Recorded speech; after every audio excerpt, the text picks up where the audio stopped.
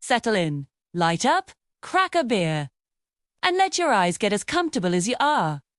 This story isn't just a read, it's a channel surf through absurd history. Best enjoyed with a couple of married iguanas lounging on the couch beside you. Remember, the lighter is the key to the aquarium, and under the heat lamp, there are no rules.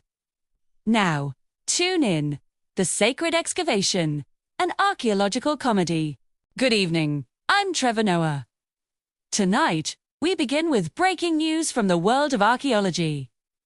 Scientists have discovered what they're calling the most significant find since King Tut's Tumor, massive dig site.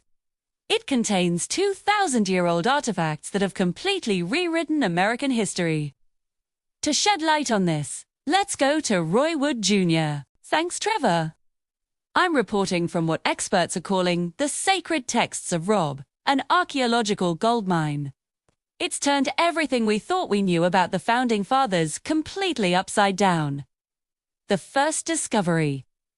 Ancient messages. Reading I got a butt dial and I got a booty call, which historians initially believed were complex ceremonial communications.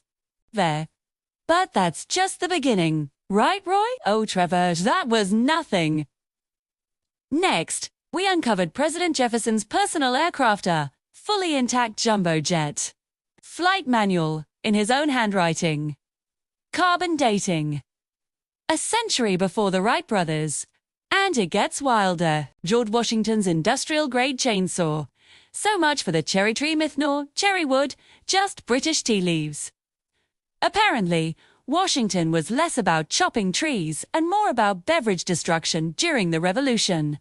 Roy, please tell me this gets less insane. Not a chance.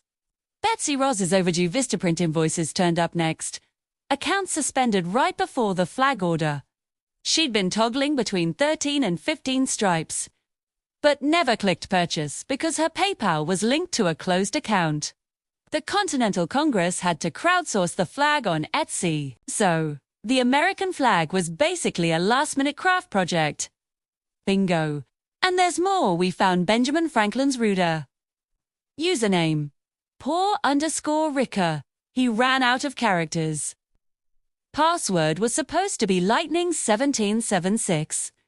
But we've found 17 failed attempts with Lightning 1776. So historians now think his famous experiments were just him trying to spell. This cannot possibly get any more ridiculous. Oh, but it does. Trevor. Paul Revere's Uber receipts show he actually took a rideshare to Lexington. He gave his driver 2 stars, complaining. Driver kept asking if I wanted to split the fare. The British are coming, not going Dutch. That night's surge pricing? A whopping 4.7x. And get this, his Venmo history is full of requests to Samuel Adams. For gas money for Freedom Ride? But Adams kept declining them. Wait, there's more, Trevor. This investigation just took another surreal turn. We've discovered Jefferson's vacation photos. And here's where it gets really weird. First shot. Jefferson lounging on a pristine beach, dressed as Lawrence of Arabia. White robes, kaffir, the whole 9 yards. But look closer at the background. Don't tell me. A painted sign reading Mesopotamia Airport fell over, revealing the whole beach was just a backdrop. Spurts are calling the artistic style distinctly Banksy-esque stenciled palm trees, spray-painted dunes. Digital forensics say he never left Virginia. It was America's first influencer scam. So Thomas Jefferson was basically doing Instagram travel fraud while cosplaying as Lawrence of Arabia. Exact day. His planning notes included pack fake passport stamps, research Middle Eastern weather patterns, practice mysterious desert squinting. He even had costume rental receipts from Colonial Williamsburg. Desert Warrior Ensemble, authentic licking headwrap, and inexplicably, camel rental insurance. So, you're telling me the entire foundation of American independence was built on bad Wi-Fi passwords, unpaid bills, surge pricing, and elaborate Instagram fraud? Thanked. That's exactly what I'm saying, Trevor. The real American Revolution wasn't about taxation without representation. It was about founding fathers who couldn't figure out basic technology, kept getting their accounts suspended, and were running social media scams before cameras even existed. Thoughts.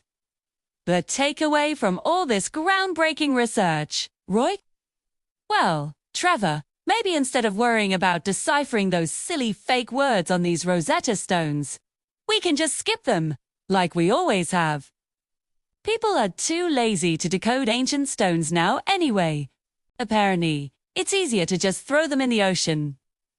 As Jefferson swings into the camel's saddle, he stuffs the Rosetta Stones into the bulging saddlebags, each slab clinking against the next. With a sly wink, he tugs at the reins and begins circling the edge of the sandy beach, tracing a slow, deliberate path that matches the looping lines of an ancient map. Back on the couch, the married iguanas lift their beers in silent salute, the aquarium glowing under the heat lamp's lawless warmth. Somewhere, a lighter flicks. The camera pulls back, the scene blurring into static, as if flipping to another channel. History, it seems, is just a story we keep circling each translation, another lap around the sand.